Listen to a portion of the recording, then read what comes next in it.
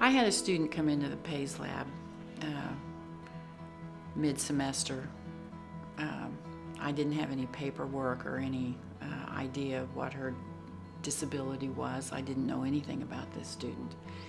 But when she came in that day, I found myself doing everything for her in the orientation process. And normally I don't do that. So when I took her over to look at the work procedure that employees follow in the PAES lab, I got to step 5 on the work procedure. I said, now Kelly, you're going to have to call me when you get to this step to tell me you're ready to begin. Because I realized at that point she hadn't said anything since she'd come into the room 20 minutes before. And I thought, well, I need to hear her say something to me, so I said, Kelly, you'll have to say, Mrs. Swisher, I'm ready. And she backed up and looked at me like she heard what I said, but she didn't say anything. And I said, Kelly, you just need to say, Mrs. Swisher, I'm ready. And she backed up and she finally said, Mrs. Swisher, I'm ready.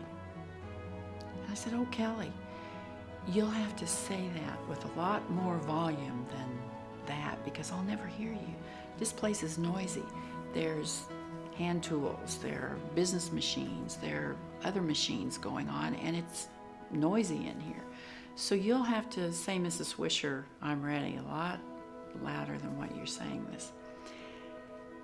And I assigned her a job measuring cups of sugar. And I knew she was really motivated. You could tell she really wanted to get busy and do this job because she could see the other students in the lab doing interesting things. And so when she got her materials out and she got to step 5 where she was supposed to call me, she just stood there. And I was over in another part of the room and I looked over at her and I smiled, but I thought, I'm not going to go over there until she calls me. I'm just not going to do it. And finally, I looked over and she began kind of revving herself up. And finally she said, Mrs. Swisher, I'm ready. And I could hear her barely. But so I went over and got her started. And usually when I tell this story, I ask people, so tell me, what do you think her disability was? Because I did not know.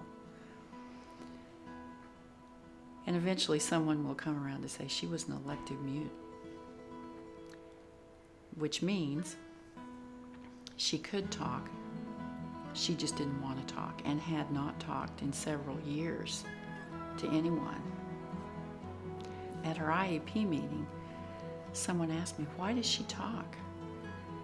And I said, well, I think 2 things. I think she's interested in doing the jobs that she can do in the PAES lab. But I think she talks because I expect her to talk. And I don't have a preconceived notion that she won't.